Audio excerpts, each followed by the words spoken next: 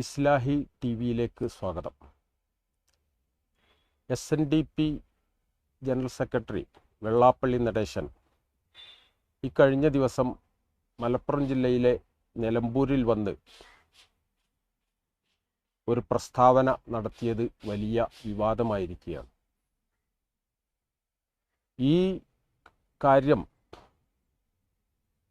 വളരെ പെട്ടെന്ന് അതുമായി ബന്ധപ്പെട്ട ചർച്ചകളിലേക്ക് ജനങ്ങൾ എടുത്തെറിയപ്പെടുന്നത് പോലെ ആയിരിക്കുന്നു എന്ന് വേണം പറയാൻ. അപ്പോൾ ആ കാര്യത്തെ സംബന്ധിച്ചുള്ള ഒരു സംഭാഷണമാണ് ഇവിടെ നടക്കാൻ പോകുന്നത്. എൻ്റെ കൂടെ ഇതിനിവിടെ എത്തിയിട്ടുള്ളത് എൻ്റെ ബഹുമാന്യ സുഹൃത്തും സഹോദരൻ എന്ന് തന്നെ പറയാവുന്ന, ഞങ്ങൾ ഒന്നിച്ച് തിരുവക്കാട് സ്കൂളിൽ ജോലി ചെയ്തിട്ടുണ്ട്. ഞാൻ 10 വർഷം മുമ്പ് റിട്ടയർ ആയെന്ന് മാത്രം. പ്രസിദ്ധ എഴുത്തുകാരനും പ്രഭാഷകനുമായ ഉസ്മാൻ താമരത്താണ്. അദ്ദേഹം യൂണിവേഴ്സിറ്റി സെനറ്റിൽ മെമ്പറായിരുന്നു. പിന്നെ സംഘടനാപരമായ കാര്യങ്ങളിൽ മുസ്ലിം ലീഗ് രംഗത്ത് അറിയപ്പെട്ട ആളാണ്. മുസ്ലിം ലീഗിൻ്റെ ചരിത്രവുമായി ബന്ധപ്പെട്ട പ്രഭാഷണങ്ങൾ ധാരാളം നടത്തി പരിചയമുള്ള ഒരാളാണ് കൂടി അദ്ദേഹം. അപ്പം അദ്ദേഹവുമായി ഈ വിഷയത്തെ സംബന്ധിച്ചുള്ള കാര്യങ്ങൾ നമുക്ക് സംസാരിക്കാം. ഉസ്മാൻ താമരത്ത് ഇതിലേക്ക് സ്വാഗതം ചെയ്യാം. ഈ വിഷയം സംബന്ധമായി സംസാരിക്കുന്നത് ഇതിൻ്റെ ആമുഖം അവതരിപ്പിച്ച ബഹുമാനനായിട്ടുള്ള കെ മുബാറക് മാസ്റ്റർ. അദ്ദേഹം നേരത്തെ സൂചിപ്പിച്ചതുപോലെ ഞങ്ങൾ സഹപ്രവർത്തകരായിരുന്നു. അദ്ദേഹം ഈ സേവനകാലത്തിനിടക്ക് പ്രവാസിയായിരുന്നു. 10-12 കൊല്ലം അദ്ദേഹം UAE അവിടുത്തെ കോർട്ടിൽ ജോലി ചെയ്തിരുന്ന ആളാണ്. നേരത്തെ മദീന യൂണിവേഴ്സിറ്റിയിൽ പഠിച്ച ആളാണ്. പ്രഭാഷകനാണ്, എഴുത്തുകാരനാണ്. അദ്ദേഹത്തോടൊപ്പം ഈ വിഷയ സംബന്ധമായിട്ട് ചില കാര്യങ്ങൾ 2 ദിവസം മുമ്പാണ് വെള്ളാപ്പള്ളി നടേശൻ, SNDP യൂണിയൻ്റെ ജനറൽ സെക്രട്ടറി ആയിട്ടുള്ള നടേശൻ മലപ്പുറത്ത് വന്ന്, മലപ്പുറത്തെ കിഴക്കൻ ഏറനാടിൻ്റെ അറ്റത്ത് ചുങ്കത്തറയിൽ വെച്ച് നടത്തിയിട്ടുള്ള ഒരു സ്റ്റേറ്റ്മെൻറ്റാണ് കേരളമാകെ, പ്രത്യേകിച്ച് സോഷ്യൽ മീഡിയയിലും മാധ്യമങ്ങളിലാകെ ചർച്ച ചെയ്തുകൊണ്ടിരിക്കുകയാണ്. അങ്ങേയറ്റം വിഷം വമിപ്പിക്കുന്ന ഒരു പ്രസ്താവനയായിട്ടാണ് ഇത് മാറിയിട്ടുള്ളത്. അദ്ദേഹം എന്താ പറഞ്ഞത്? അദ്ദേഹം പറഞ്ഞത് മലപ്പുറം ഒരു പ്രത്യേക രാജ്യമാണ്. ഇവിടെ മറ്റുള്ളവർക്ക് അനുവദിക്കപ്പെട്ട സ്വാതന്ത്ര്യം പരിമിതമാണ്. ഇവിടെ സ്വാതന്ത്ര്യത്തിൻ്റെ ശുദ്ധവായു ശ്വസിക്കാൻ കഴിയാത്ത സാഹചര്യമുണ്ട്. അങ്ങനെയുള്ള ഒരുപാട് വളരെ പ്രതിലോമകരമായിട്ടുള്ള മലിനമയമായിട്ടുള്ള ചില പദപ്രയോഗങ്ങളാണ് അദ്ദേഹം നടത്തിയിട്ടുള്ളത്. ഏത് സാഹചര്യത്തിലാണ് അങ്ങനെ നടേശൻ ഒരു സ്റ്റേറ്റ്മെന്റ് നടത്തേണ്ടി വന്നത് എന്നത് സംബന്ധിച്ച് ഇപ്പോഴും ആലോചിച്ചിട്ടൊന്നും മനസ്സിലാകുന്നില്ല. പൊതുവെ ഈഴവ സമുദായത്തിൻ്റെ ഒരു നേതാവ്, ഈഴവ സമുദായത്തെ സംഘടിപ്പിച്ച് അവരുടെ അവകാശങ്ങൾക്ക് വേണ്ടി പോരാടിയിട്ടുള്ള ഒരു നേതാവ് എന്ന നിലയിൽ അദ്ദേഹത്തിൽ നിന്ന് ഒരിക്കലും ഉണ്ടാകാൻ പാടില്ലാത്തതായിരുന്നു. അപ്പോൾ പിന്നോക്ക സമൂഹങ്ങളിൽ മുസ്ലിം കമ്മ്യൂണിറ്റിയാണ് ഈഴവ സമുദായവുമായിട്ട് ചേർന്ന് നിരവധി അവകാശ സമരങ്ങൾ, പോരാട്ടങ്ങളൊക്കെ നടത്തിയിട്ടുണ്ട്. അത് ഐക്യകേരളത്തിൻ്റെ പിറവിക്ക് മുമ്പ് സ്വാതന്ത്ര്യപൂർവ്വ കാലത്ത് തന്നെ കേരളത്തിൽ നടന്നിട്ടുള്ള എണ്ണമറ്റ സമര പോരാട്ടങ്ങളിൽ മുസ്ലിങ്ങളും ഈഴവരും പിന്നോക്കക്കാരും എല്ലാവരും കൈകോർത്തു പിടിച്ചാണ് അവരുടെ അവകാശങ്ങളും ആനുകൂല്യങ്ങളും നേടിയെടുക്കുന്നതിന് വേണ്ടിയിട്ടുള്ള നിരന്തരമായ സമര പോരാട്ടങ്ങൾ നടന്നിട്ടുള്ളത്. സർക്കാർ സർവീസിലെ പ്രാതിനിധ്യത്തിന് വേണ്ടി, അവരുടെ സ്വത്വം ഉയർത്തിപ്പിടിക്കുന്നതിന് വേണ്ടി, സാമൂഹികമായിട്ടുള്ള അവർക്ക് നിഷേധിക്കപ്പെട്ട പദവികൾ ലഭ്യമാകുന്നതിനൊക്കെ വേണ്ടിയിട്ട് നടത്തിയിട്ടുള്ള സമര പോരാട്ടങ്ങളുണ്ട്. ഈ കാലത്തെയാണ് നമ്മൾ നവോത്ഥാന കാലഘട്ടം എന്നൊക്കെ പറയുന്നത്. അപ്പോൾ ഈ സമരങ്ങളും പോരാട്ടങ്ങളും ഒക്കെ ഉഴുതുമറിച്ചിട്ട മണ്ണിലാണ് കേരളം പിറവിയെടുക്കുന്നത്. ഐക്യ കേരളം രൂപപ്പെട്ടത് തന്നെ ഈ സമരങ്ങളുടെ തുടർച്ചയായിട്ടാണ്. അതോടുകൂടി കേരളീയ സമൂഹത്തിനകത്ത് ഇന്ത്യയിൽ മറ്റൊരിടത്തും കാണാത്ത വിധം പിന്നോക്ക സമൂഹങ്ങൾക്കിടയിൽ വലിയ ഒരു ഐക്യവും കെട്ടുറപ്പൊക്കെ ഉണ്ടായി. പക്ഷേ കേരളം ഇപ്പോഴും ഇന്ത്യയിലെ പ്രത്യേകിച്ച് ഉത്തരേന്ത്യയിലെ പല പ്രദേശങ്ങളിൽ നിന്നും സംസ്ഥാനങ്ങളിൽ നിന്നൊക്കെ വ്യത്യസ്തമായിട്ട് ഈ സ്വീകരിച്ചു പോരുന്ന മതേതര പാരമ്പര്യത്തിൻ്റെ ഒരടിസ്ഥാനം പിന്നോക്ക സമൂഹങ്ങൾ തമ്മിൽ ഉണ്ടായിട്ടുള്ള ഈ ഐക്യമാണ്. ഇത് തകർക്കാൻ അതിന്റെ ചരിത്രപരമായ പശ്ചാത്തലം ഇതാണ്. പശ്ചാത്തലം ഇതാണ്. അങ്ങനെ സമൂഹങ്ങൾ തമ്മിൽ കൈകോർത്തു പിടിച്ച ഒരു ബന്ധമുണ്ട് ഇവിടെ. എന്നാൽ ദൗർഭാഗ്യകരമെന്ന് പറയട്ടെ, അടുത്ത കാലത്തായിട്ട് മുസ്ലിങ്ങൾ, ഈഴവർ, ക്രിസ്തീയ സമൂഹം ഒക്കെ കൈകോർത്തു പിടിച്ചിട്ടുണ്ടാക്കിയ ഒരു ബന്ധമുണ്ട്. അതിൻ്റെ അടിത്തറ എന്ന് പറയുന്നത് നമ്മുടെ രാഷ്ട്രീയ ബോധം കൂടി ഈ സമുദായ ഐക്യത്തോടൊപ്പം ചേർത്ത് വെച്ചു. ഇപ്പോൾ വെള്ളാപ്പള്ളി നടേശൻ പ്രതിനിധാനം ചെയ്യുന്ന സമുദായമായിട്ടുള്ള ഈഴവ സമൂഹത്തിൽ മഹാഭൂരിഭാഗം ആളുകളും രാഷ്ട്രീയമായിട്ട് നോക്കുകയാണെങ്കിൽ കമ്മ്യൂണിസ്റ്റ് പാർട്ടിയിലാണ്, CPM-ലാണുള്ളത്. 2 കമ്മ്യൂണിസ്റ്റ് പാർട്ടികളിലുമായിട്ടാണ് ഈഴവ സമൂഹം മഹാഭൂരിഭാഗം. ബാക്കിയുള്ളവർ കോൺഗ്രസ് പോലെയുള്ള രാഷ്ട്രീയ പ്രസ്ഥാനങ്ങളിലുണ്ട്. മുസ്ലിങ്ങളാണെങ്കിൽ മഹാഭൂരിഭാഗം അവരുടെ ഒരു ഒതന്റിക് ആയിട്ടുള്ള ഒരു പൊളിറ്റിക്കൽ ഓർഗനൈസേഷൻ നിലനിൽക്ക് മുസ്ലിം ലീഗിൻ്റെ കൂടെയാണ്. ബാക്കി മുസ്ലിങ്ങൾ മറ്റു സംഘടനകളിലേക്ക് വിഭജിക്കപ്പെട്ടിട്ടുണ്ട്, രാഷ്ട്രീയ പാർട്ടികളിലാണ് ഉള്ളത്. ക്രൈസ്തവ സമൂഹമാകട്ടെ ഒന്നിലേറെ കേരള കോൺഗ്രസുകൾ അവരുടെ അവകാശങ്ങൾ നേടിയെടുക്കാൻ വേണ്ടി പ്രവർത്തിക്കുന്നുണ്ട്. അപ്പോൾ ഇങ്ങനെ വരുമ്പോൾ രാഷ്ട്രീയ പാർട്ടികൾ പങ്കിട്ടെടുത്തതാണ് കേരളത്തിലെ സമുദായങ്ങളെ മൊത്തം എന്ന് പറഞ്ഞാൽ ഇതാണ് നമ്മുടെ രാഷ്ട്രീയ പ്രബുദ്ധരുടെ അടിസ്ഥാനം. ഇതിനിടക്ക് കമ്മ്യൂണാലിസത്തിന്, വർഗീയതക്ക് അശേഷം സ്പേസ് കൊടുക്കാത്ത ഒരു മഹാപാരമ്പര്യത്തിൻ്റെ തുടർച്ചയാണ് കേരളീയ സമൂഹം. എന്നാൽ അടുത്ത കാലത്തായിട്ട് വളരെ റെപ്യൂട്ടഡ് ആയിട്ടുള്ള, വളരെ ഡെസിഗ്നേറ്റഡ് ആയിട്ടുള്ള ചില ആളുകൾ കൂടെ പുറപ്പെടുവിക്കുന്ന പ്രസ്താവനകൾ അത്യന്തം മാരകമാണ്. നമ്മുടെ ഈ സാമുദായിക ബോധത്തെ, മതേതര പാരമ്പര്യത്തെ നശിപ്പിക്കാൻ ലക്ഷ്യം വെച്ചുകൊണ്ടുള്ളതാണ്. ആ പരമ്പരയിലെ അവസാനത്തെ സ്റ്റേറ്റ്മെൻ്റാണ് വെള്ളാപ്പള്ളി നടേശനിൽ നിന്ന് ഉണ്ടായിട്ടുള്ളത്. ഏത് സാഹചര്യത്തിലാണ് അയാൾ മലപ്പുറത്തെ ഈ തരത്തിൽ ആക്രമിച്ചത് എന്ന് നമുക്കറിയില്ല. വെള്ളാപ്പള്ളി നടേശൻ അല്ലാത്ത ആൾക്കാരും ഇത്തരം പ്രസ്താവനകൾ ഇടയ്ക്ക് നടത്താറുണ്ട് അല്ലേ? നടത്തിയിട്ടുണ്ട്. ഉദാഹരണം നല്ല മാർക്സിസ്റ്റ് പാർട്ടിയുടെ നേതാക്കന്മാരിൽ നിന്നുണ്ടായിട്ടുണ്ട്. ഇപ്പൊ VS അച്യുതാനന്ദൻ ഒരിക്കൽ പറയണ്ടായി, മലപ്പുറത്തെ കുട്ടികൾ കോപ്പി അടിച്ചാണ് വിജയിക്കുന്നത്. എൻട്രൻസ് പരീക്ഷയിൽ മലപ്പുറത്തെ കുട്ടികൾ ഉയർന്ന റാങ്കിലേക്ക് വന്നപ്പോഴുണ്ടായ ഒരു പ്രതികരണമായിരുന്നു അത്. ഒരിക്കലും മാർക്സിസ്റ്റ് പാർട്ടിയുടെ ഒരു സമുന്നത നേതാവിൽ നിന്ന് ഉണ്ടാകാൻ പാടില്ലാത്ത സ്റ്റേറ്റ്മെൻ്റ് ആയിരുന്നു അത്. പിന്നെ ഈ അടുത്തായിട്ട് മലപ്പുറത്ത് ഈ കരിപ്പൂർ എയർപോർട്ട് വഴി സ്വർണ്ണക്കടത്തുമായിട്ട് ബന്ധപ്പെട്ട വിവാദം ഉണ്ടായി. ഒരു ഭരണകക്ഷി MLA ആയിട്ടുള്ള അൻവർ തന്നെ ഇവിടുത്തെ പോലീസിൻ്റെ ഈ സ്വർണ്ണക്കടത്തുമായി ബന്ധപ്പെട്ട ബന്ധത്തെക്കുറിച്ച് സംസാരിക്കുന്ന കൂട്ടത്തിൽ ഒരുപാട് ആരോപണങ്ങൾ ഉന്നയിച്ചപ്പോൾ നമ്മുടെ മുഖ്യമന്ത്രി അത് മലപ്പുറത്ത് സ്വർണ്ണക്കടത്തിൻ്റെ ഒരു കേന്ദ്രമാണ് എന്ന ധ്വനി വരുന്ന ഒരു സ്റ്റേറ്റ്മെൻറ്റ് നടത്തുന്നുണ്ടായി. മലപ്പുറത്തുകാരാണ് എന്ന രീതിയിൽ. അങ്ങനെ അതോട് ചേർത്ത് വെച്ച് പറയാവുന്നതാണ് യഥാർത്ഥത്തിൽ ഇപ്പോൾ പ്രിയങ്ക ഗാന്ധി ലോക്സഭയിലേക്ക് വലിയ ഭൂരിപക്ഷത്തിൽ ജയിച്ചു പോയത്. അപ്പോൾ പ്രിയങ്കക്ക് വലിയ ഭൂരിപക്ഷം കൊടുത്ത 3 മണ്ഡലങ്ങൾ മലപ്പുറം ജില്ലയിലാണുള്ളത്. വണ്ടൂർ, ഏറനാട്, നിലമ്പൂർ മണ്ഡലങ്ങൾ. വലിയ മാർജിനാണ് ഈ 3 മണ്ഡലങ്ങൾ കൊടുത്തിട്ടുള്ളത്. അപ്പോൾ പ്രിയങ്ക ഗാന്ധിയുടെ വോട്ട് പിന്നെ ഈ വർഗീയവാദികളുടേതാണ്, പിന്നെ തീവ്രവാദികളുടേതാണ് എന്ന രീതിയിൽ CPM-ന്റെ ഒരു പോളിറ്റ് ബ്യൂറോ അംഗമായ വിജയരാഘവൻ്റെ ഒരു സ്റ്റേറ്റ്മെൻ്റ് ഉണ്ടായി. ഇങ്ങനെ ഇത്തരത്തിൽ വളരെ പ്രബലരായിട്ടുള്ള വയനാട് പാർലമെന്റ് മണ്ഡലത്തിലെ 3 അസംബ്ലി മണ്ഡലങ്ങളിൽ ഇടതുപക്ഷക്കാരാണ് MLA-മാർ അല്ലേ? അതെ അതെ അതെ അതെ. അല്ല പറയുന്നതിന് എന്താ അർത്ഥം? അതല്ല, വയനാട്, മലപ്പുറത്തെ 3 മണ്ഡലങ്ങളുണ്ട്. അതെ. ആ 3 മണ്ഡലങ്ങളിൽ നിലമ്പൂർ മാത്രമാണ് ഇടതുപക്ഷത്തിൻ്റെ MLA ഉള്ളത്. മറ്റ് 2ഇടത്തും UDF-ന്റെ MLA-മാരാണ്. അപ്പോൾ അത് എന്തടിസ്ഥാനത്തിലാണ് അങ്ങനെ പറയേണ്ടി വന്നതെന്ന് അറിയില്ല. അപ്പം ഞാൻ സൂചിപ്പിച്ചത് ഇങ്ങനെയുള്ള കുറേ സ്റ്റേറ്റ്മെൻറ്റുകൾ അടുത്തടുത്തായിട്ട് ഇപ്പം അടുത്ത് വേറെ സ്റ്റേറ്റ്മെന്റ് ഉണ്ടായി. എന്തറിയോ? മെക്സവൻ എന്ന് പറഞ്ഞിട്ടൊരു ഒരു വ്യായാമം, എക്സർസൈസുമായി ബന്ധപ്പെട്ട സംഗതികൾ നടക്കുന്നുണ്ട്. അത് മലപ്പുറം ജില്ലയിലാണ് ഇപ്പൊ ഇതിന് വ്യാപകമായ പ്രസിദ്ധിയും ആൾക്കാരുടെ പങ്കാളിത്തമൊക്കെ ഉണ്ടായിട്ടുള്ളത്. അതിനെ സംബന്ധിച്ച് കമ്മ്യൂണിസ്റ്റ് പാർട്ടിയുടെ ജില്ലാ സെക്രട്ടറി വളരെ മോശമായ ഭീകരവാദം മോഹനൻ മറ്റോ വേറെ പ്രസ്താവന വന്നത് കേൾക്കുന്നുണ്ടായി. അതായത് മലപ്പുറം എന്ന് കേൾക്കുമ്പോഴേക്ക് ഇങ്ങനെ ഒരു രോഗം ഇവർക്കൊക്കെ വ്യാപകമായി പടരാനുള്ള കാരണം താമരത്തിന്റെ അഭിപ്രായത്തിൽ എന്തായിരിക്കും? അത് കുറച്ചും കൂടി ചരിത്രപരമാണ്. കേരളത്തിലെ 10ാമത്തെ ജില്ലയായിട്ടാണ് മലപ്പുറം ജില്ല നിലവിൽ വരുന്നത്. 10ാമത്തെ ജില്ല. ഇപ്പൊ കേരളത്തിൽ 14 ജില്ലകളുണ്ട്.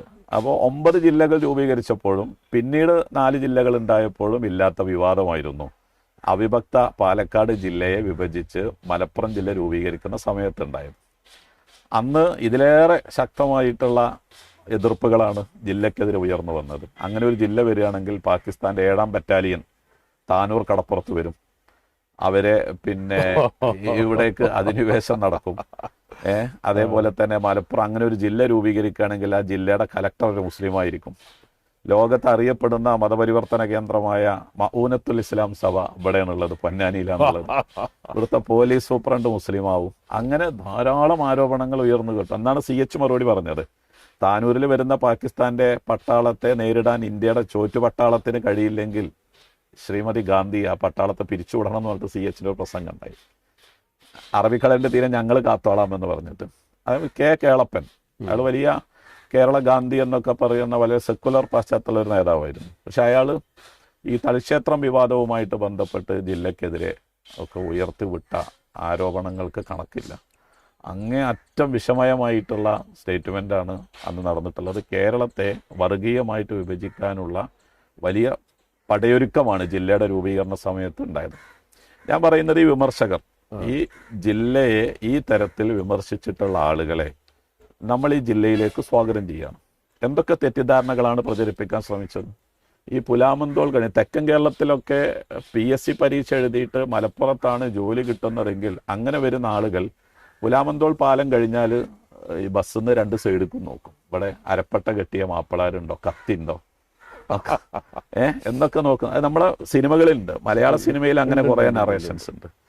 അങ്ങനെ മലപ്പുറത്തെക്കുറിച്ചുള്ള ഒരു ഭീതി സൃഷ്ടിക്കപ്പെട്ടിട്ടുണ്ട്. 1969 ജൂൺ മാസം 16 മലപ്പുറം ജില്ല നിലവിൽ വന്നു. ജില്ല നിലവിൽ വന്നതിന് ശേഷം 2025 വരെ ഈ ജില്ലയെക്കുറിച്ച് അക്കാദമികമായിട്ടുള്ള ഒരു പഠനം നടത്തിയാൽ, അല്ലെങ്കിൽ ഇവിടുന്ന് ജോലി ചെയ്തു പോയ ആളുകളെ പിന്നെ നേരിട്ട് കണ്ട് സംസാരിച്ചാൽ മലപ്പുറത്തെക്കുറിച്ചുള്ള സർവത്ര തെറ്റിദ്ധാരണകളും മാറും. ആ തരത്തിൽ ശാന്തമായ, സ്വച്ഛന്തമായ, അങ്ങേയറ്റം സെക്കുലറായിട്ടുള്ള ആർക്കും ഇവിടെ വന്ന് ജീവിക്കാവുന്ന നല്ലൊരു അന്തരീക്ഷമാണ് മലപ്പുറത്തിൻ്റെ. അതിന് 2 ഉദാഹരണം ഞാൻ ഉദ്ധരിക്കാം. 1985 മുതൽ 87 വരെ മലപ്പുറം ജില്ലാ കലക്ടറായിരുന്ന പശ്ചിമ ബംഗാൾ സ്വദേശി സയൻ ചാറ്റർജി അദ്ദേഹം പറഞ്ഞൊരു കാര്യം, ഇത്രയേറെ സ്നേഹവും സാഹോദര്യവുമുള്ള മറ്റൊരു ജില്ല ഇന്ത്യ രാജ്യത്തില്ല എന്നാണ് അദ്ദേഹം അതിനെ സംബന്ധിച്ച് പറഞ്ഞത്. അതുപോലെ മറ്റൊന്ന്, മണമ്പൂർ രാജൻ ബാബു എന്ന ഒരു സാഹിത്യകാരുണ്ട്, ഒരു കവിയും മറ്റൊക്കെ ആയിട്ടുള്ള തിരുവനന്തപുരത്തുകാരനാണ്. അയാൾ മലപ്പുറത്താണ് പിന്നെ ജോലി കലക്ടറിൽ. ജോലി ഇപ്പൊ പെൻഷനായതിനു ശേഷം അദ്ദേഹം നാട്ടിലേക്ക് പോകാതെ മലപ്പുറത്ത് തന്നെ കൂട്ടിലങ്ങാടി തൊട്ടടുത്ത സ്ഥലത്താണ് അദ്ദേഹം താമസിക്കുന്നത്. അദ്ദേഹം പറഞ്ഞൊരു പ്രസ്താവന ഞാൻ ഒന്ന് വായിക്കാം. 76 മുതൽ അദ്ദേഹം മലപ്പുറത്തുകാരനാണ്. മലപ്പുറത്തിന്റെ സവിശേഷമായ സ്നേഹമാണ് എന്നെ മലപ്പുറത്ത് തന്നെ നിലനിർത്തിയത്. എൻ്റെ നാട്ടുകാർ എന്നെ തിരിച്ചു കൊണ്ടുവരാൻ യോഗം ചേർന്നിട്ട് പോലും ഞാൻ മലപ്പുറം വിടാത്തത് ഈ നാടിൻ്റെ സ്നേഹം അനുഭവിച്ച് തന്നെ ജീവിച്ചു മരിക്കാനാണ്. ഇത് അദ്ദേഹത്തിൻ്റെ വാക്കുകളാണ്. ഇവിടെ ജോലി ചെയ്ത് ജീവിച്ച ആൾക്കാരൊക്കെ ഈ സ്നേഹവും സൗഹൃദവും പരസ്പരം മതം നോക്കാതെ സ്നേഹവും സൗഹൃദവും പങ്കിടുന്നത് അനുഭവിച്ച് ജീവിച്ച ആൾക്കാരുടെ പിന്നെ ശരിക്കുള്ള സാക്ഷ്യങ്ങളാണിത്. എത്രയോ ഇപ്പൊ ഈ വെള്ളാപ്പള്ളി നടേശന്റെ സ്റ്റേറ്റ്മെന്റ് വന്നതിന് ശേഷം നിങ്ങൾ സോഷ്യൽ മീഡിയ എടുത്ത് നോക്കും. ഫേസ്ബുക്കിലും വാട്സപ്പിലും ഒക്കെ ഇവിടെ ജോലി ചെയ്യുന്ന മുസ്ലിമേതര സമുദായത്തിൽപ്പെട്ട എത്രയോ ഉദ്യോഗസ്ഥർ തെക്കൻ കേരളത്തിൽ നിന്ന് വന്നവർ മലപ്പുറത്തെ ഈ സൗഹൃദത്തെ കുറിച്ചാണ് പോസ്റ്റ് ഇടുന്നത്. മുസ്ലിങ്ങളല്ലാത്ത ധാരാളം ആളുകൾ പോസ്റ്റ് ഇടുന്നുണ്ട്. ഇപ്പൊ അടുത്ത് വന്നൊരു സംഭവം കൂടി പറയാം. പെരിന്തൽമണ്ണ കുന്നപ്പള്ളിയിലെ വിഘ്നേഷ് പുത്തൂർ എന്നൊരു ചെറുപ്പക്കാരൻ മുംബൈ ഇന്ത്യൻസിന്റെ ടീമിൽ അവന് സെലക്ഷൻ കിട്ടുകയും അവൻ അറിയപ്പെടാതെ ഇവിടെ പിന്നെ സ്റ്റേറ്റ് തലത്തിൽ പോലും അറിയപ്പെടാത്തൊരു പ്ലെയറാണ്, തിരഞ്ഞെടുക്കപ്പെടാത്തൊരു പ്ലെയറാണ്. പക്ഷെ അവൻ്റെ പ്രത്യേക ആക്ഷൻ കൊണ്ട് പിന്നെ ലെഫ്റ്റ് ആം സ്പിൻ ബൗളിങ്ങിൽ ആ രംഗത്തേക്ക് തിരിച്ചു വിട്ടത് അവൻ്റെ അയൽവാസിയായ ഒരു ഷെരീഫ് ഉസ്താദാണ് എന്ന് പറഞ്ഞുകൊണ്ട് ഇപ്പോൾ പത്രങ്ങളിലൊക്കെ വന്നു. അപ്പോൾ അത് ഇവിടുത്തെ ഒരു സ്വാഭാവികമായ സംഗതിയാണത്. ഇതൊരു വലിയ അത്ഭുതമായിട്ട് ഞങ്ങൾക്ക് മലപ്പുറത്തുകാർക്ക് അതൊരു വിഷയമല്ല. കാരണം ഞങ്ങളിവിടെ ജീവിക്കുന്നത് നമ്മളൊക്കെ ജനിച്ച് വളർന്ന് ജീവിച്ച് ഇപ്പോൾ എനിക്ക് 66 വയസ്സായി. ഞാൻ ഇത്ര കാലം വരെ ജീവിച്ചാണ്. ഇവിടെ മതപരമായ ഒരു വിഭാഗീയതയും ഒരു എതിർപ്പുമില്ല. അപ്പം ഞാൻ എൻ്റെ സ്വന്തം അനുഭവം പറയാം. എൻ്റെ വീട്ടിൻ്റെ ചുറ്റും ഹിന്ദുക്കളാണ്. ഞാൻ വീട് പൂട്ടി പോകുമ്പോൾ എൻ്റെ വീട്ടിൻ്റെ താക്കോല് തൊട്ടടുത്തുള്ള ഉണ്ണീൻ്റെ വീട്ടിലാണ് ഞാൻ കൊടുക്കാറുള്ളത്. അവർ വീട് പൂട്ടി പോകുമ്പോൾ എൻ്റെ വീട്ടിലാണ് താക്കോല് വരാറുള്ളത്. അത്ര സ്നേഹത്തിലും സൗഹൃദത്തിലും. ഇപ്പോൾ കഴിഞ്ഞ ദിവസം വെള്ളം കിണറിലില്ലാതെയായി. അപ്പോൾ അവിടുന്ന് ടാപ്പ് ഇട്ടിട്ട് അങ്ങോട്ടും, അതുപോലെ ഞങ്ങൾ അങ്ങോട്ടും. ഇത്ര സ്നേഹത്തിലും സൗഹൃദത്തിലും ജീവിക്കുന്ന ഒരു ജനതയെ പറ്റിയാണ് ഇയാൾ ഈ ജാതി വർത്താനം പറഞ്ഞത്. അപ്പം നിങ്ങളൊന്ന് ആലോചിച്ച് നോക്കി. ഇപ്പോൾ പത്രത്തിൽ ഇന്നലെ മറ്റോ പരസ്യം കണ്ടു, മലപ്പുറത്ത് വെള്ളാപ്പള്ളിക്ക് വീട് തരാം, അയാൾ വന്ന് ഇവിടെ ഒന്ന് താമസിക്കട്ടെ, ഇവിടെ എന്താ നടക്കുന്നതെന്നൊന്ന് കാണട്ടെ എന്ന് ആരോ പറഞ്ഞതായിട്ട് ഞാൻ അമീദ് മാഷ ഉത്തരവാദപ്പെട്ട ആളാണ്, MLA ആണ്. അദ്ദേഹം മലപ്പുറം ജില്ലാ സെക്രട്ടറി അല്ലേ, ലീഗിന്റെ പിന്നെ ഉത്തരവാദപ്പെട്ട തലത്തിരിക്കുന്ന ആളാണ്.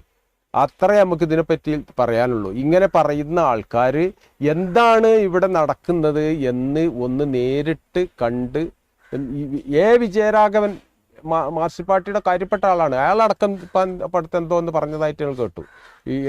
ഇത്രത്തോളം എന്ന് വെച്ചാൽ വളരെ സാത്വികനായ ഒരു കമ്മ്യൂണിസ്റ്റ് നേതാവാണ് പാലോളിനെ കൊണ്ടും ഇപ്പം നാളെന്തോന്ന് പറയിപ്പിച്ചതായിട്ട് കേട്ടു.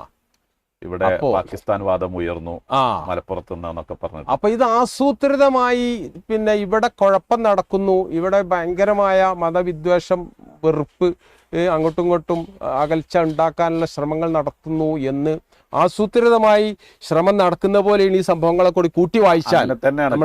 ഞാൻ നേരത്തെ പറഞ്ഞു, ജില്ലാ രൂപീകരണ സമയത്ത് ഇവര് മുന്നോട്ട് വെച്ച ആശങ്കകളൊന്നും മലപ്പുറത്ത് ഉണ്ടായില്ല. മലപ്പുറം വളരെ ശാന്തമായി മുന്നോട്ട് പോയി എല്ലാ രംഗത്തും. മതേതര പാരമ്പര്യത്തിൽ മാത്രമല്ല, ഇവിടുത്തെ വികസന പദ്ധതികൾ, മാറി മാറി വരുന്ന ഗവൺമെന്റുകൾ നടപ്പാക്കുന്ന സാമൂഹ്യ പ്രതിബദ്ധതയുള്ള പ്രോഗ്രാംസ്, സാക്ഷരത, IT പിന്നെ സാക്ഷരത, അങ്ങനെയുള്ള പിന്നെ അതേപോലെ തന്നെ ജനകീയാസൂത്രണം, ഇതിലെല്ലാ ഭേദങ്ങൾക്കും അപ്പുറമാണ് ഒരു ജനത അതൊക്കെ ഏറ്റെടുത്ത് വിജയിപ്പിച്ചിട്ടുള്ളത്. കുടുംബശ്രീയുടെ ഏറ്റവും ഇഫക്റ്റീവ് ആയിട്ടുള്ള പ്രവർത്തനം നടക്കുന്ന ജില്ലയാണ് മലപ്പുറം. സ്ത്രീകൾക്കിടയിൽ ശാക്തീകരണം ലക്ഷ്യം വെച്ച് സമീപകാലത്തുണ്ടായ ഏറ്റവും വലിയൊരു വിപ്ലവമാണ് പെണ്ണുങ്ങൾക്കിടയിൽ കുടുംബശ്രീ. അതൊക്കെ മലപ്പുറത്തിന്റെ മോഡൽസ് ഉണ്ട്. ഇപ്പോൾ വിദ്യാഭ്യാസ നിലവാരം ഉയർത്താനുള്ള വിജയബേരി പദ്ധതി, പെയിൻ ആൻഡ് പാലിയേറ്റീവ് ക്ലിനിക്കിന്റെ അതറിയപ്പെട്ടാണ്. വിദേശ രാഷ്ട്രങ്ങളിൽ നിന്ന് ആൾക്കാർ പഠിക്കാൻ വേണ്ടി ഇവിടെ നിന്ന് പഠിച്ചു. മലപ്പുറം ജില്ലയിലാണ് ആദ്യമായിട്ട് തുടങ്ങിയത്. ജില്ലാ പഞ്ചായത്തിന്റെ പ്രവർത്തനങ്ങളെ പുറത്തുനിന്ന് വന്ന് പഠിച്ചു. ഇങ്ങനെ ഏതെടുത്ത് പരിശോധിച്ചാലും മലപ്പുറം ഈ പിന്നെ വെറുപ്പ് പ്രചരിപ്പിക്കുന്ന ആളുകളുടെ ഒരു സങ്കല്പത്തിനനുസരിച്ച് വരുന്നില്ല. അപ്പൊ അത് തകർക്കുക എന്നുള്ളതാണ് ഇവരുടെ ഉദ്ദേശം.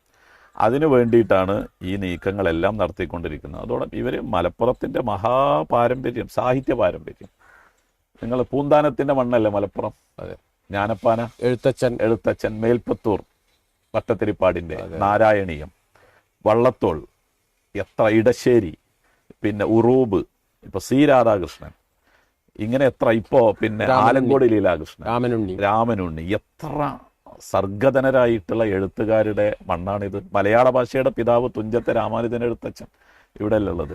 ഇവിടെ അല്ലേ തുഞ്ചന്റെ സ്മാരകം ഉള്ളത്? തിരൂരല്ലേ? പെട്ടെന്ന് ഇപ്പം എൻ്റെ മനസ്സിൽ ഓടി വന്നൊരു സംഭവം കൂടി പറയട്ടെ. എനിക്ക് തോന്നുന്നത് നിലമ്പൂർ ആ ഭാഗത്തുള്ള ഏതോ ഒരു കുടുംബത്തിൽപ്പെട്ട ഒരു വീട്ടുകാരൻ, മുസ്ലിം, അയാള് പിന്നെ തൊട്ട അയൽപക്കത്തുണ്ടായിരുന്ന ഒരു അനാഥ മക്കളെ ഹിന്ദുക്കളായി തന്നെ വീട്ടിൽ വളർത്തി അവസാനം അവരെ വിവാഹം ചെയ്തു കൊടുത്തൊരു സംഭവം പെട്ടെന്ന് ഓർമ്മയില്ല. പിന്നെ അവരെ മതം മാറ്റാൻ പോലും അവർ ശ്രമിച്ചിട്ടില്ല. അവരെ ഹിന്ദുക്കളായി തന്നെ വളർത്തി കൊണ്ടുവന്ന് അവരെ കാര്യങ്ങൾ ഖബറിന്റെ അടുത്തേക്ക് ഇവരെപ്പോഴും ഈ കുട്ടികൾ പോകുന്നതായി. അപ്പൊ ഇതാണ് മലപ്പുറത്തിന്റെ ഒരു പാരമ്പര്യം. അപ്പൊ ഇത് എങ്ങനെയെങ്കിലും തകർത്ത് ഇപ്പം നിലവിൽ ഇന്ത്യയിൽ വ്യാപിച്ചുകൊണ്ടിരിക്കുന്ന വർഗീയത അതെങ്ങനെയെങ്കിലും ഇങ്ങോട്ട് കടത്തിവിടുന്നതിന് വേണ്ടിയിട്ടുള്ള ഒരു ശ്രമമാണ് ഇപ്പം നടക്കുന്നത്. അപ്പോൾ മലപ്പുറം ഇതിനെ പ്രതിരോധിക്കുന്നു എന്നതാണ് മലപ്പുറം. ഇപ്പോൾ വെള്ളാപ്പള്ളി നടേശൻ എന്താ ചെയ്യുന്നത്? ഇവിടുത്തെ ഏറ്റവും സ്വാധീനമുള്ള രാഷ്ട്രീയ പാർട്ടി മുസ്ലിം ലീഗാണ്. മുസ്ലിം ലീഗിനെ നേരിട്ട് ആക്രമിക്കാനാണ് അയാൾ ശ്രമിച്ചത്. മുസ്ലിം ലീഗാണ് ഇവിടെ എല്ലാം തീരുമാനിക്കുന്നത്, ലീഗാണ് ഇവിടെ സ്ഥാപനങ്ങൾ.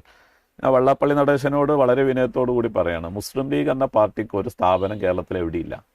മുസ്ലിം ലീഗിൻ്റെ നേതാക്കന്മാർ പല വിദ്യാഭ്യാസ സ്ഥാപനങ്ങളിലും ഉണ്ടായിട്ടുണ്ടാകും. വിദ്യാഭ്യാസ രംഗത്ത് സമീപകാലത്ത് മലപ്പുറം നടത്തിയിട്ടുള്ള മുന്നേറ്റം എന്ന് പറയുന്നത് ഇവിടെ ഉണ്ടായിട്ടുള്ള രാഷ്ട്രീയ പ്രബുദ്ധതയുടെ തുടർച്ചയായിട്ട് തന്നെയാണ്.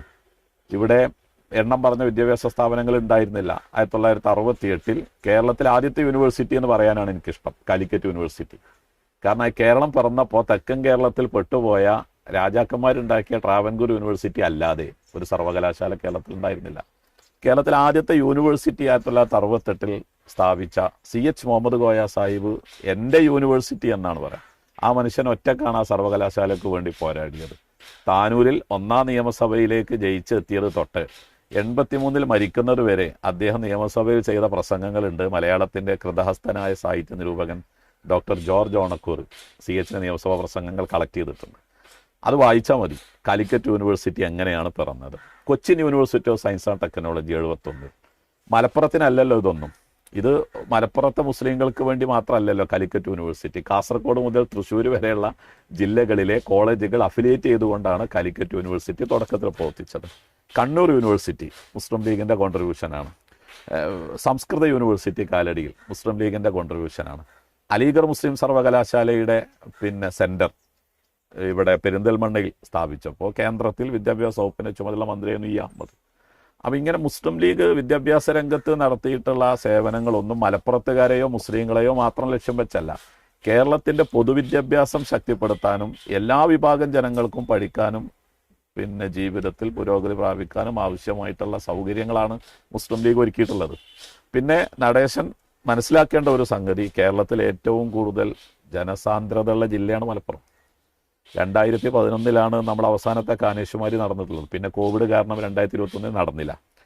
2021 കണക്കെടുപ്പ് കൂടി പുറത്തേക്ക് വന്നാൽ എനിക്ക് 1.5 കോടി കവിയും ജില്ലയിലെ പോപ്പുലേഷൻ.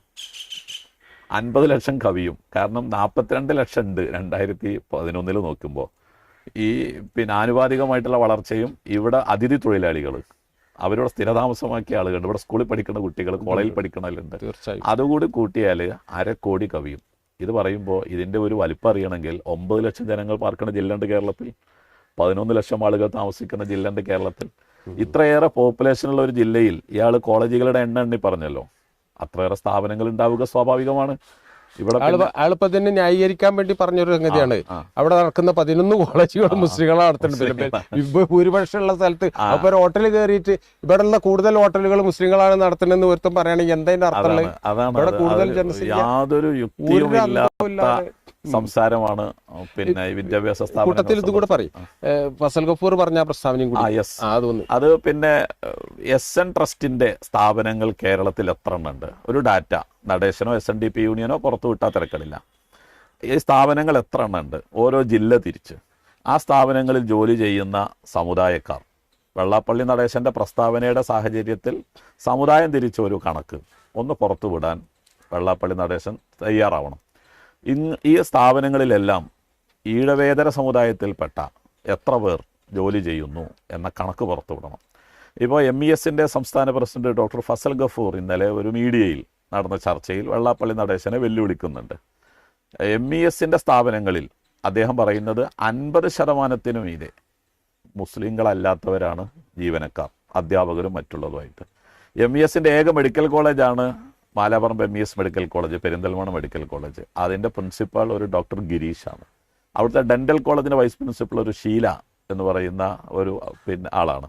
അപ്പം ഇങ്ങനെ ഒരു കണക്ക് പരസ്പരം പങ്കിട്ടെടുക്കാൻ വെച്ചുമാറാൻ വെള്ളാപ്പള്ളി നടേശൻ സന്നദ്ധമാണോ?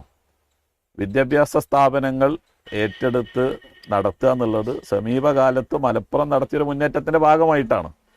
തെക്കൻ കേരളവും വടക്കൻ കേരളവും തമ്മിലുള്ള അന്തരം, മലബാർ തെക്കൻ കേരളവും തമ്മിലുള്ള വിദ്യാഭ്യാസ സ്ഥാപനങ്ങളുടെ എണ്ണത്തിലും പഠിക്കുന്ന കുട്ടികളുടെ കാര്യത്തിലും സൗകര്യങ്ങളുടെ കാര്യത്തിലും ഒരു നിലനിൽക്കുന്ന ഗുരുതരമായിട്ടുള്ള അന്തരം ഒരു കണക്ക് വെച്ച് സംസാരിക്കാൻ വെള്ളാപ്പള്ളി നടേശൻ സന്നദ്ധമാകും. ഇവിടെ എന്തുമാത്രം പോരായ്മകൾ ഇപ്പോഴും നിലനിൽക്കുകയാണ്. ഞാൻ പറഞ്ഞല്ലോ, ഇവിടുത്തെ പോപ്പുലേഷൻ ഡെൻസിറ്റി, ഇത്രയേറെ ജനസാന്ദ്രതയുള്ള ഒരു ജില്ലയിൽ ആനുപാതികമായിട്ട് വരേണ്ട വിദ്യാഭ്യാസ സ്ഥാപനങ്ങളും സൗകര്യങ്ങളും ഇപ്പോഴും ഇല്ല. ഇപ്പോൾ കാർത്തികേയൻ കമ്മിറ്റിയെ വെച്ചു സർക്കാർ. എന്തിനാണ്? ഇവിടുന്ന് നിരന്തരമായിട്ട് മലബാറിൽ നിന്ന് മുറവിളി ഉയർന്നു. 10ാം ക്ലാസ് കഴിഞ്ഞ കുട്ടികൾക്ക് പഠിക്കാൻ സീറ്റില്ല, +1 സീറ്റില്ല. ഗവൺമെൻറ് എന്താ ചെയ്യുക? എല്ലാ വർഷവും അഡീഷണൽ ബാച്ച് അനുവദിക്കും. ഒരു ക്ലാസ്സിൽ 2ഉം 3ഉം ബെഞ്ചിട്ട് കൊടുക്കുക. പുതിയ ബാച്ച് തരുന്നില്ല, ബാച്ചല്ല തരുന്നത്. ഓരോ വർഷവും 10% വീതം വെച്ച് വർദ്ധിപ്പിക്കുക. അങ്ങനെ സർക്കാർ സ്കൂളൊന്നും വർദ്ധിപ്പിച്ച സീറ്റുകൾ ഏറ്റെടുക്കുന്നില്ല, എയ്ഡഡ് സ്കൂളും ഇല്ല, സൗകര്യങ്ങളില്ല പല സ്കൂളിൽ ഇത്രയേറെ കുട്ടികൾക്ക് ഇരിക്കാൻ. എന്നാൽ പുതിയൊരു ബാച്ച് തരില്ല, സാമ്പത്തിക പ്രതിസന്ധിയുടെ പേരിൽ പുതിയ ബാച്ച് തരില്ല. അങ്ങനെ എത്ര കുട്ടികൾ, ഒരു 20,000-നടുത്ത് കുട്ടികളെങ്കിലും ഓപ്പൺ സ്കൂളിനെ ആശ്രയിക്കേണ്ട സ്ഥിതിയാണ് മലപ്പുറത്ത് ഇപ്പോഴും നമ്മൾ ഈ സംസാരിക്കുന്ന സമയത്ത് ഉള്ളത്. അപ്പോൾ ഇതിനൊന്നും പരിഹാരം കാണാൻ പിന്നെ യഥാർത്ഥത്തിൽ മുസ്ലിം കമ്മ്യൂണിറ്റിക്കൊപ്പം നിന്ന് സംസാരിക്കേണ്ട ആളാണ് വെള്ളാപ്പള്ളി നടേശൻ. അതിന് സന്നദ്ധമാകുന്നില്ല. ഇത് മറിച്ചിങ്ങനെ ഈ ആക്ഷേപങ്ങളും അപകടകരമായ പ്രസ്താവനകളും, അതും യാഥാർത്ഥ്യവുമായി യാതൊരു ബന്ധവുമില്ല. ഒരു ബന്ധമില്ല. പിന്നെ ഇപ്പോൾ മുസ്ലിം ലീഗിനെ ആക്രമിച്ചു. മുസ്ലിം ലീഗ് എന്ന് പറയുന്ന രാഷ്ട്രീയ പാർട്ടി ഒരു പിന്നെ മതപാർട്ടി എന്ന അർത്ഥത്തിലാണ് അയാൾ പറഞ്ഞത്. മുസ്ലിം ലീഗ് ഒരു മതപാർട്ടിയല്ല. മുസ്ലിം ലീഗ് ഒരു സാമുദായിക രാഷ്ട്രീയ പാർട്ടിയാണ്. ലീഗിൽ അംഗത്വം എടുക്കാൻ ഇന്ത്യൻ ഭരണഘടനയിൽ വിശ്വസിക്കുന്ന 18 വയസ്സായ ആർക്കും കഴിയും. UC രാമൻ 2 തവണ. അല്ല, അയാളൊരു വിഡിത്തം ചോദിച്ചു, ഒരു മുസ്ലിമിനെ നിങ്ങൾ MLA ആക്കിയിട്ടുണ്ടോ? രാമമാഷ് എനിക്ക് ഇപ്പോഴും ഓർമ്മയുണ്ട്.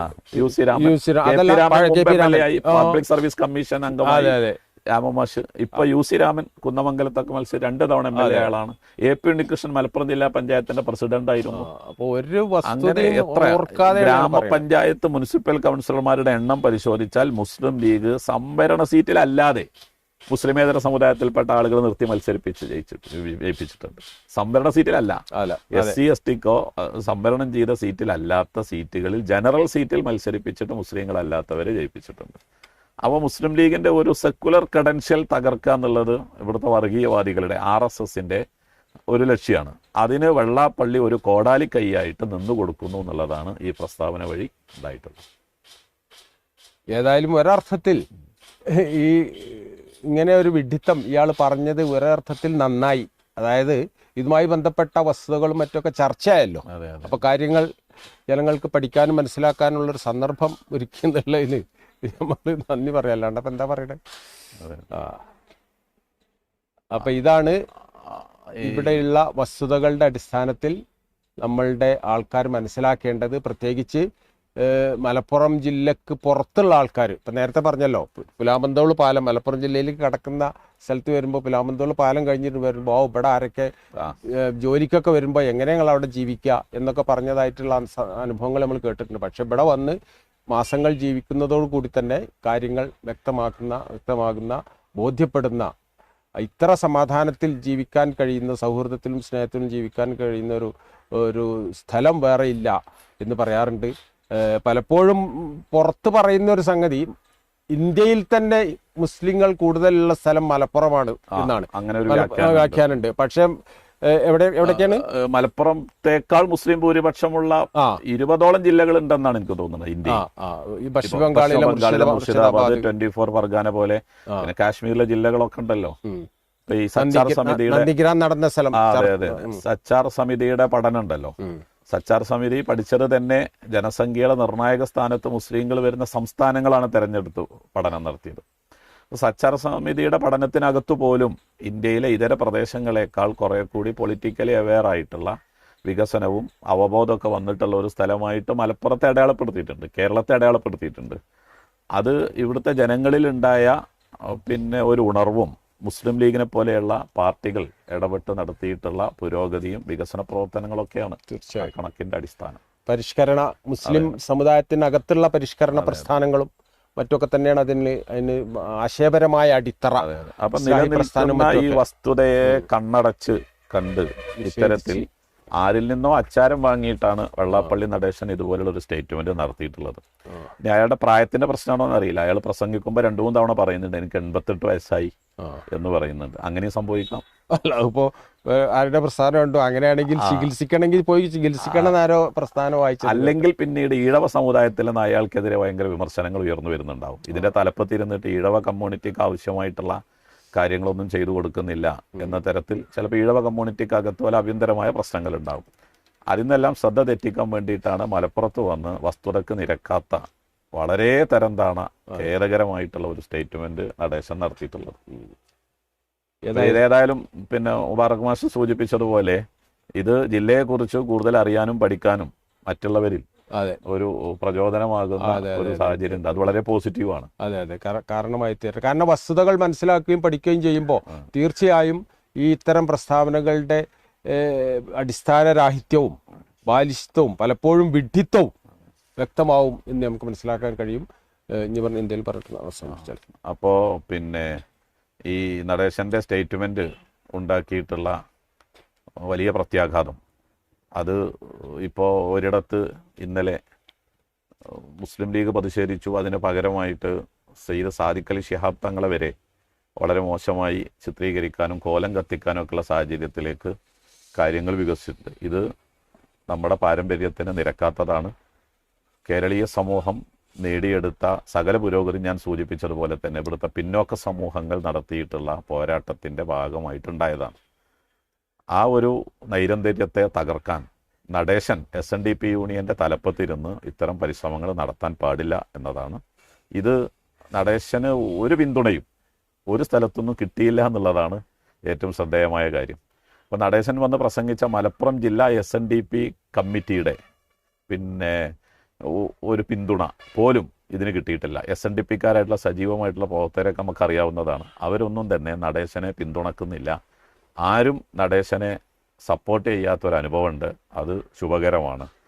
മാത്രമല്ല നടേശൻ്റെ മകൻ തുഷാർ വെള്ളാപ്പള്ളി പിന്നെ BDJS എന്ന BJPയുടെ NDAയുടെ സഖ്യകക്ഷിയിൽപ്പെട്ട ഒന്നാണ്. അയാൾ തെരഞ്ഞെടുപ്പ് മത്സരിച്ച ആളാണ്. അപ്പോൾ അയാളുടെ ഇവരുടെയൊക്കെ അകത്തുള്ള വർഗീയ വിഷം ഇങ്ങനെ പുറത്തു ചാടുന്നു എന്ന് വേണം നമ്മൾ ഇതുവഴിയൊക്കെ മനസ്സിലാക്കാൻ വേണ്ടിയിട്ട്. ഇത് കേരളീയ സമൂഹം തിരിച്ചറിയണം. അതിനനുസൃതമായിട്ടുള്ള പ്രതികരണത്തിലേക്ക് വരേണ്ടതുണ്ട് എന്നാണ് ഇത് സംബന്ധിച്ച അഭിപ്രായം. ക്ഷേത്രമുറ്റത്ത് ഇഫ്താറിന് സ്ഥലമൊരുക്കിക്കൊണ്ടുള്ള അനുഭവങ്ങൾ ഇപ്പോൾ ഈ നോമ്പിൽ തന്നെ ഒരുപാട് തവണ ഉണ്ടായി. അതുപോലെ തിരിച്ചും അത്ര സൗഹൃദത്തിലാണ് ഇവിടെയുള്ള സമൂഹങ്ങൾ ജീവിക്കുന്നത്. നല്ല ഉദാഹരണമാണ് നമ്മളെ തളിക്ഷേത്ര വിവാദം. അതെ അതെ 1969 തളിക്ഷേത്രം അവിടെ ഉണ്ടാവുന്നത് എങ്ങനെയാണ്? ഈ പള്ളിയാണ് അവിടെ നേരത്തെ ഉള്ളത്. പള്ളിയുടെ മുറ്റത്തെ പൊന്തക്കാട്ടിൽ ശിവലിംഗത്തിന്റെ അവശിഷ്ടം കണ്ടെത്തി എന്ന് പറഞ്ഞിട്ട് ഹൈന്ദവ സമൂഹം പ്രശ്നം വെച്ച് അവിടെ തന്നെ ക്ഷേത്രം ഉണ്ടാക്കണമെന്ന് വാശി പിടിക്കുകയാണ് ചെയ്തത്. അത് കേളപ്പനൊക്കെ അതിനെ സാമുദായികമായി വർഗീയമായിട്ട് ഉയർത്തിക്കൊണ്ടുവരാൻ ശ്രമിച്ചപ്പോൾ അന്ന് സയ്യിദ് അബ്ദുറഹ്മാൻ ബാഫഖി തങ്ങളുണ്ട്, മുസ്ലിം ലീഗിന്റെ സംസ്ഥാന പ്രസിഡന്റാണ് അതിൽ ഇടപെട്ടിട്ട് പാണക്കാട് പൂക്കോയ തങ്ങളോടാണ് പറയുന്നത് കേരളത്തിലെ എല്ലാ രാഷ്ട്രീയ നേതാക്കളെയും വിളിച്ചു വരുത്തിയിട്ട് അതിന് ശാശ്വതമായ പരിഹാരം കാണാൻ പറഞ്ഞു.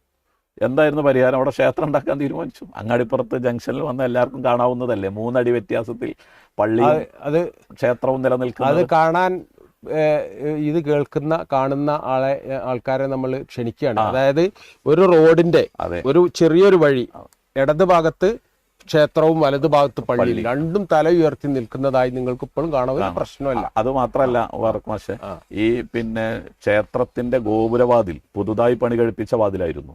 കേരളത്തിനകത്തുനിന്നും പുറത്തുനിന്നൊക്കെ തച്ചന്മാർ വന്ന് വളരെ വില കൂടിയ തേക്ക് തടിയിൽ തീർത്ത മനോഹരമായ കവാടം 2007 ആരോ കത്തിച്ചതാണ്. അന്ന് പുലർച്ചെ, അന്നൊരു വെള്ളിയാഴ്ച ദിവസമാണ് കണ്ടത്.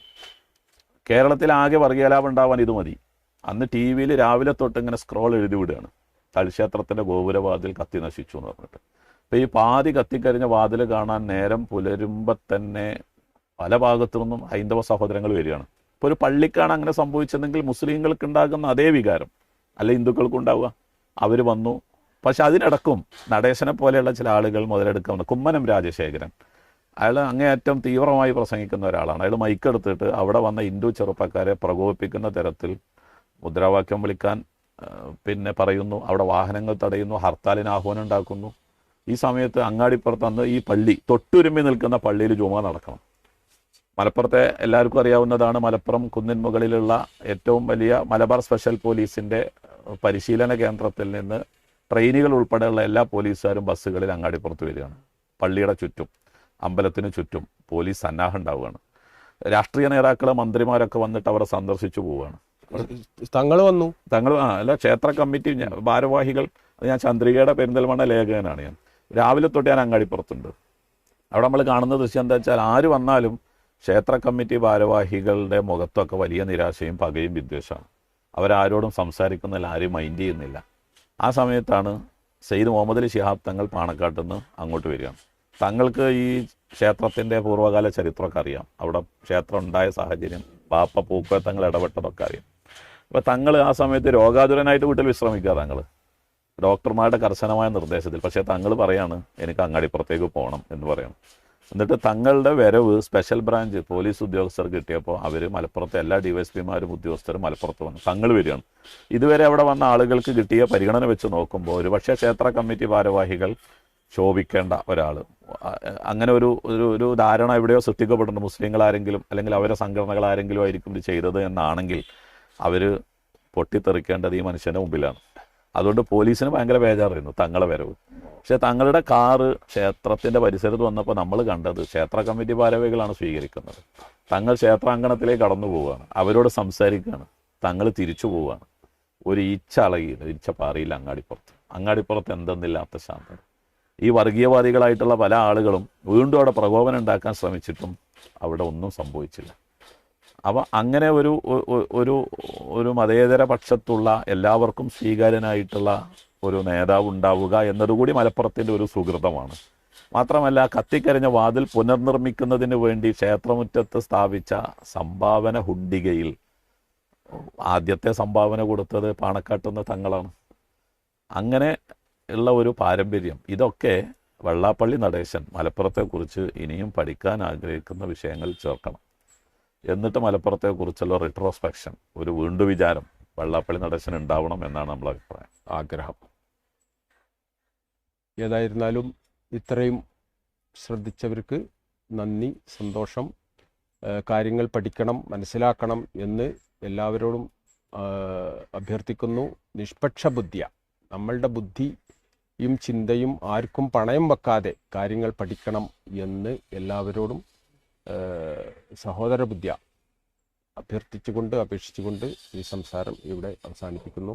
എല്ലാവർക്കും ദൈവം നല്ലത് വരുത്തട്ടെ.